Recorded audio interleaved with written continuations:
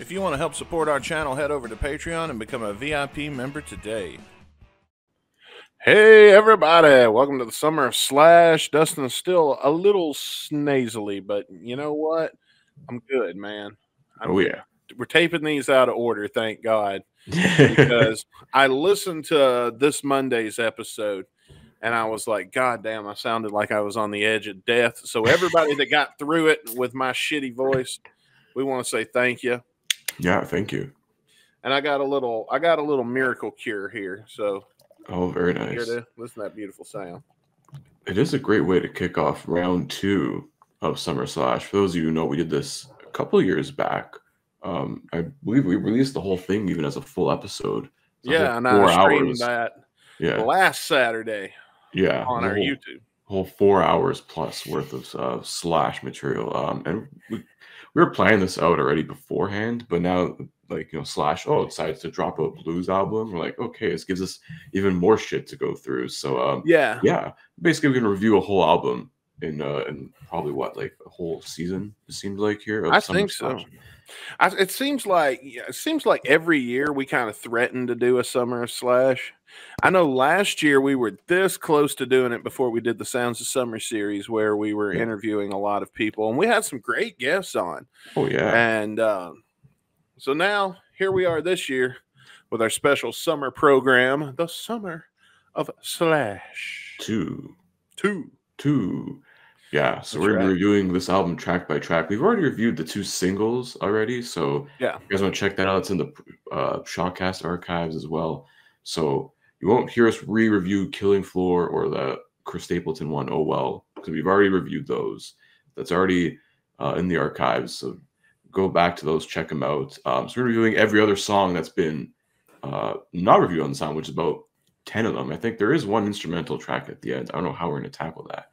So I don't know. We'll see what happens when we get there. Yeah, we may do a 2-for-1 in the last one. So yeah, just a special extended episode. So we will be going through every track on this album, and then I guess if we have some leftover weeks, we'll probably just go through some other Slash stuff. So well, there's plenty.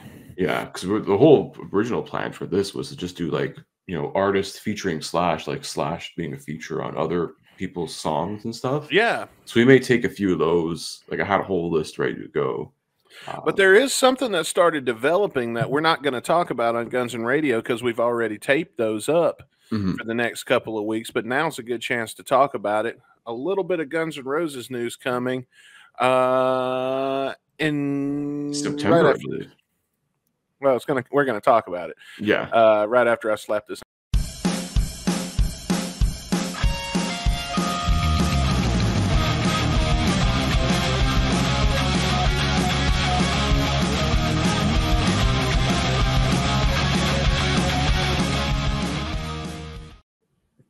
I hold my pinky out like this when I sip my beer because I'm classy. Classy with an eye. Yeah. I'm white classy, not white trashy. Thank you, baby. Ooh, put that shit. Sounds like something a drag queen would say. Look, baby, I'm white classy. You're white trashy. I could see like somebody with that makeup and shit on. Girl, let me tell you. Yo, I'm white classy. Yo, white trashy. I do want that on a t-shirt. I'm white classy. Yo, white trashy. Ooh. While I sip my Bud Light. Yeah. Yeah. Well, Kid Rock stews in anger. I know, right? Well, we teased it. Let's talk about it because Guns N' Roses, it looks like we're going to get another Axl song, kind of, coming up. He's featured on, what's that album I've been reading about? So Michael Schenker, who's a famous guitarist from the band UFO, he even got his own solo stuff, the Michael Schenker Group, and a few other projects too. So he's basically revisiting some of his old tracks he did with that band UFO, but with a range of other artists as well. Axl Rose does feature on one of those songs, and Slash is going to do guitar work on another one of those songs on that album. So that's coming out sometime in September. I forget the exact release date. I think near the end of September. So maybe we'll get that Slash track. Well, it's going to be, we'll be in season 6 by then. Yeah. So yeah, though we'll make an episode. We might even do a like we did with the Guns N' Roses things. The day it releases, we might do a special on it. Yeah. Yeah, so Discord, get that shit to us early so we can tape that shit and not have to stay up all night. Exactly. You know what I'm saying? You know what I'm saying? You know what I'm saying? You know what I'm saying? Yeah, boy. But that's exciting news, man. Get a new Axl song, and it's been recorded for how long now?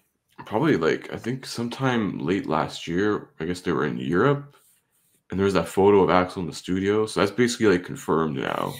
Oh, that's what that was. Yeah, so that I think that's pretty much what it was alluding to. So, well, I'm glad we can put those rumors to fucking bed and stop talking about them because, yeah, no, you know, I knew it wasn't the general. Well, I don't know. Did you think the general was re-recorded? And the more you listen to it, does it kind of sound more like today Axl and less like 10, 15 years ago Axl? maybe parts of it were. I don't know. But I don't know. Like we haven't even heard like a comparison version. Like, oh, was there like a demo from 10, 15, 20 years ago to compare it to? We don't even know. So like, it's not like it's like with Hard School or certain perhaps have these older versions of it to compare it to. This one is just like you don't fucking know. Rick dropped the ball on getting a hold of the general. I just gotta have to say, buddy, you slacked on it. Fuck. Blame Rick for slacking and not getting the general. Yeah, South Park blamed Canada. We blame Rick. So. Oh, speaking of Canada, in 2 weeks it's our Marinadian special on Guns and Radio.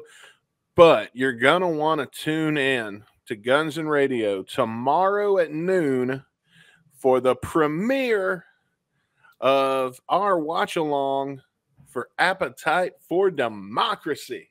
Ooh, that's a good one. We had a good time watching that. So. Oh yeah, I had a good time editing it. It's completely edited now, fully produced. It includes photos from my trip with Rick. So you're going to get some never before seen shit from my personal. And yes, I really did used to be that skinny.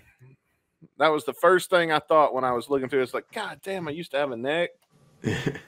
And I tried to get those in when I could, but I got to be honest with you, I edited it that night that we recorded it. So I was up till like 1, and then I said, fuck it, and just started throwing them in at random places. So at the beginning, it's going to be very coherent. Yeah. And then toward the end, it's like, oh, he mentioned tickets. Here, throw in a picture of the tickets. Yeah. So, but most people don't stay to the end, but stay to the end. If stay all the way through, watch the whole thing, man. Watch the concert with us. With our commentary, it's awesome. So if you don't believe some of the stories I'm telling here about what happened in Vegas, I got receipts. Yeah. To go along. This man's got the proof to back his ass up. But we're done pushing our podcast on your ass and what's coming up tomorrow for now. Because instead, we're going to push a song on you by Slash featuring Chris Robinson. That's called The Pusher. Ooh. Oh, there we go. You see what I did there? Yes. All right, let's take a listen to The Pusher. And let's kick off the summer of Slash. Welcome to the second ever Summer of Slash. Let's do it.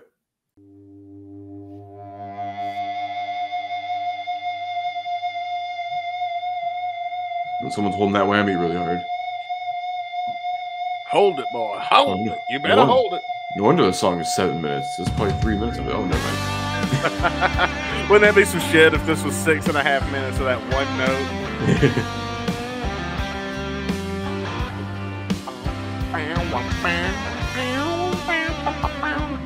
I gotta admit, bro, so far, I don't know if it's the beer or if it's that I'm just digging this. No, it was a pretty cool riff, man.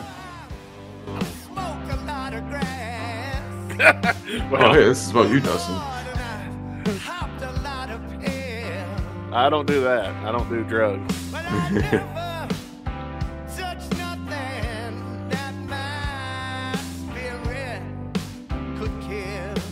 Okay. I do smoke a lot of grass, though. Matter of fact, nah, I won't do it on air. I'm trying to quit smoking pot while we're doing this show.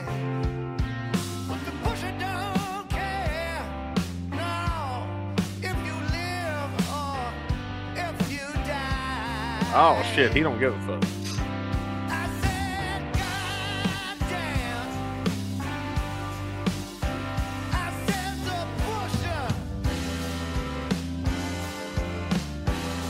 Dude, I'm digging this. This is pretty. It's got a fucking vibe, man. It does. What do we know about this song? How old is this? Okay, so let's see. The Pusher is so this is a cover of a song called "The Pusher," obviously by Hoyt Axton. Let me see. This was made popular by Steppenwolf. Oh. So the Steppenwolf version was featured in the movie Easy Rider.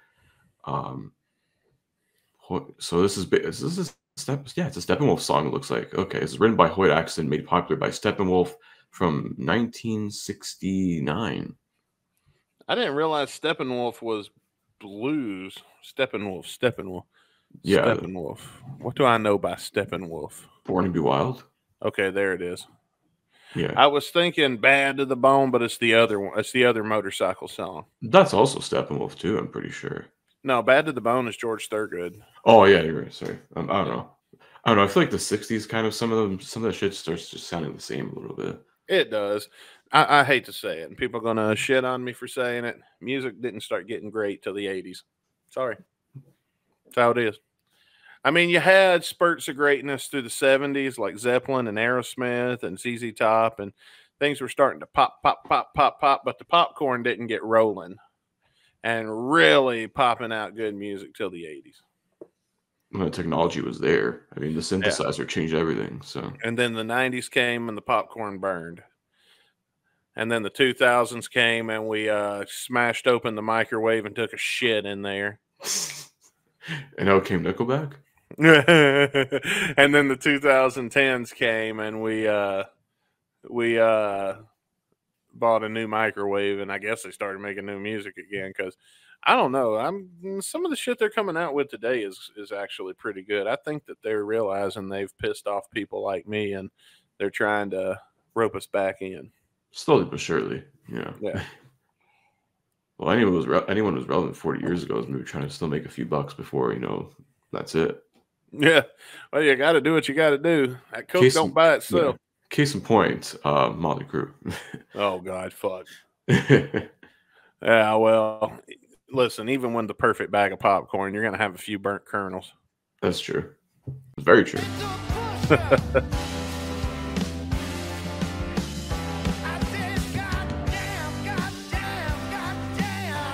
I said, God damn, son. God damn. So that makes sense because I'm going to tell you, I always wanted to try Coke because before I did, and I realized, yeah, it's great. But yeah, I got an unpopular opinion about drugs, or about Coke anyway. See, I did Coke once, and here's where the unpopular part comes into play. I had a really good time. Yeah. And anyway, there was a scene in Pulp Fiction where Uma Thurman snorts a line and then she goes, I said, God damn, son. Yeah. And that's what that made me think of. Why that made me think of Coke. But yeah, I didn't necessarily get that effect. But I did have a really good time. Yeah. Here we come. Oh, here we go. I'm going to tell myself that's Teddy Zigzag. It very well may be. Isn't he on this? He is part of the band. I'll have to look into it. I don't think he does harmonica on this track, though.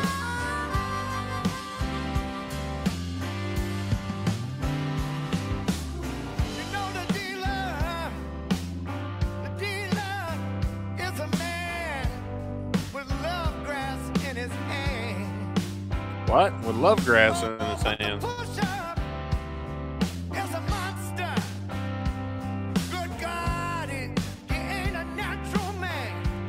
He ain't a natural man because he uses our sponsor of the day, Blue Chew. If we had a Blue Chew sponsorship, if they would pay us. Oh, man, wouldn't that be some shit? We had STD check at one point for a little while, for about a month. And that is true. You guys didn't go get your STDs checked, and they dropped us. Yeah, look what happened to you guys now. God damn. Yeah, you're over there. We're still with the itchy balls, and we ain't got no money. Mm-hmm. So everybody lost. Thanks a lot, guys.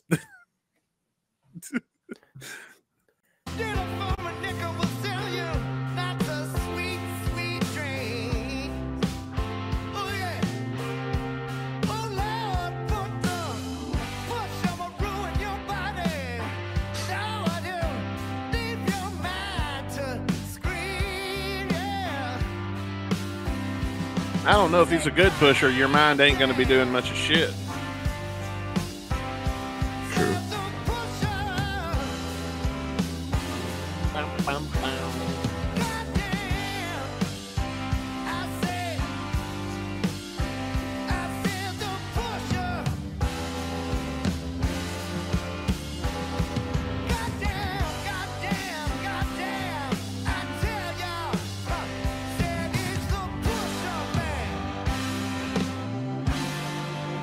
Man, this is funky. I like it. Uh-oh, Good. here we go. Slash is going to slash. Yep.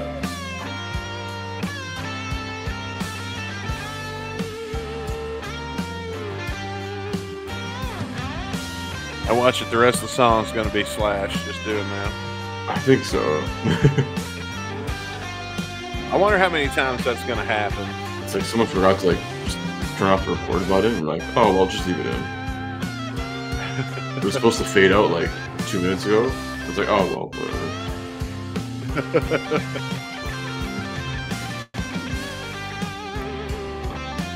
I wouldn't be mad to hear this live.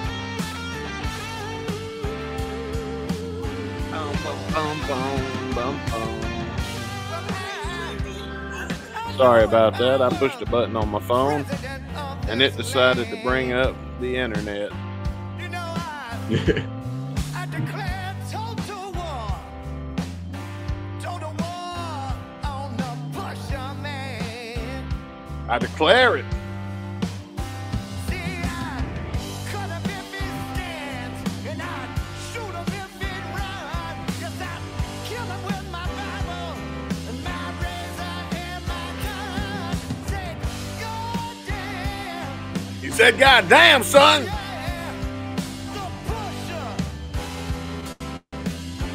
The pusher, baby.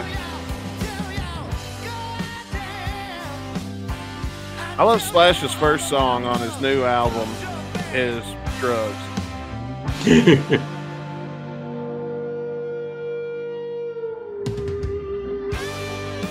And Slash got a slash again.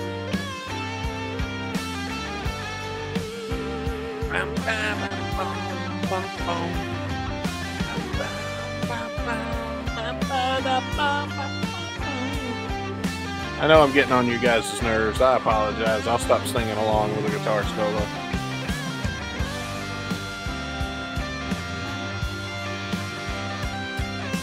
I'm just digging it, man. I really don't want to talk.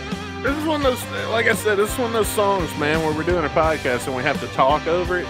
And I really don't want to do the podcast right now. I just want to listen to the song because that's how good it is. That's actually a really good sign, though, when we get to our ratings. Oh, goddamn, Caputo. Oh, yeah. Hey, Chris Caputo say goddamn, son. Goddamn, son. Channel your inner Paul Stanley on this one. I'm going to challenge my inner preacher. Oh, yeah, can I get an amen? So he's going all Baptist on this. Open your eyes, baby. Open your eyes. Woo, yeah. Oh, yeah, goddamn, son. I don't know. I don't think you can be a preacher and go, I say goddamn. You might can. I don't know. Unless you're an ordained minister, I'd say go ahead. I am an ordained minister. Oh, sweet. You did it online. Do it. Hello. Push it out, pusher man. Do it up. Oh, okay. Well, that's the whole song. It's moving now. Man, it actually went by pretty fast. It's like we're like, oh god, a 7-minute song, but it actually went by pretty decent. Yeah, I feel like we dragged on at all. Yeah, So, I enjoyed it, man. Thanks for that. Yeah, that was the pusher by Slash featuring Chris Robinson, I assume on vocals. Yes. So some other facts too. Chris Robinson, who is the founder and lead singer of the Black Crowes. That makes sense. And he also did the harmonica on this track. Ah, no Teddy Zigzag. No He Zigman. is on keyboards. Okay. He's pretty much on keyboards throughout like this whole album. So it's basically the Slash's band is obviously Slash, Teddy Zigzag, Johnny Park, who is also in the Blues Ball traveling band on bass, and then he's got Michael Jerome on drums and Tash Neal on rhythm guitar. So that's the Slash's blues band right now. All right. Well, now it's time for that part of the show where we're going to do our final thoughts on the song. Who's going to go first tonight, Chris? I will let you go first. You don't let me go first. Well, hang on. Let me take a sip of my beer. Pinky's out because we're white classy. Yeah, not white trashy. Don't forget it. White classy, not white trashy. Oh. I think that's going to be the name. If I ever do a second Crash Riot album, that's going to be the name of it. The first one's Southern Discomfort, and the second one will be White Classy. Yeah. So talk about the push here. I really enjoyed this, man.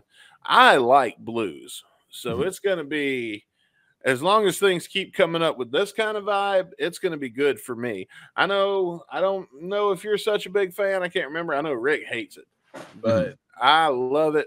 I love the blues. I really liked this. By all means, feel free to disagree with me. I'm going to give this a 4 out of 5.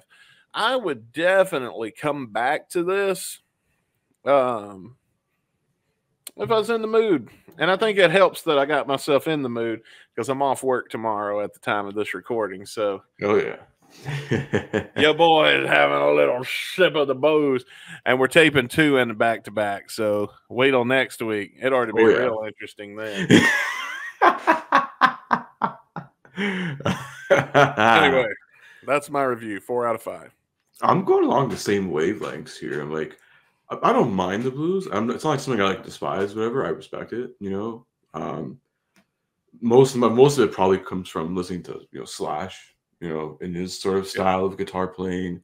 Although you can even credit even Angus Young from AC/DC for exposing a lot of people to that sort of blues style of playing, a lot of power chords, just very simple stuff like that. But this is a really cool song too, and I think I feel like we're gonna get exposed to a lot of different blues artists, I think, through this album, and I think it's pretty cool, man. Slash, such a big name artist, one of the best guitarists in the world. Just being able to sort of be like, here's my idols and my inspirations, and I'm paying respect and covering their songs. If you like my version, you probably may like the original. So this is pretty cool, man. I enjoyed it. We were vibing to this shit. 4 or 5. So there's not really much to complain about this song, to be honest. I can't really nitpick anything. So. I feel you. Like I said, we're in the same boat on it. And I'm going to tell you, without the blues, you got no rock and roll. Pretty much. Rock and roll is the origin of blues. So, good insight there. But what do you guys think? Let us know if you're watching on YouTube in the comment section below. Everybody else, if you're listening to the audio version of this podcast, head on over to gunsradio.com and get your free invite into our Discord where you can continue the conversation because we're about to hit the fuck out. Next week on the show, we're going to be listening to track 2 from Orgy of the Damned, which is a song that we reviewed last time, I believe, in the Summer of Slash. Did we not? Yeah, because the first Summer Slash was a lot of stuff from the Blues Ball, but it wasn't like anything like professionally recorded. A lot of these were just bootlegs that people recorded and threw on the internet. Yeah. So a few of these are some of the same songs that Slash played back in the late 90s when he was traveling Europe with the Blues Ball. So I know this is one of them. I think we already did at least one before already. I think Killing Floor was already one. I know Hoochie Coochie Man. There's one other one too in there. Yeah, but we're going to get different versions because it's a different band that Slash is playing with. So that justifies a re-review of the new version. This is the Orgy of the Damned version. Yeah, this is actually a studio version, and we're not reviewing like a bootleg. So that's right. It's mostly the same band too. So yeah, so we're going to be listening to Crossroads next week, and of course, be sure to come back tomorrow for Appetite for Democracy, our watch along of the DVD to celebrate 10,000 subscribers. Hell yeah! On our YouTube channel, and yeah, I got nothing else. So with that, thank you for tuning in. Yeah, first episode of Summer Slash. The Summer Slash has begun. Join us tomorrow. Appetite for Democracy. We're watching a concert for the first time in about 6 months or so. That's going to be a good one. And then come back next week. The Summer Slash continues. Some more Orgy of the Damned, Crossroads style. See you next week, guys.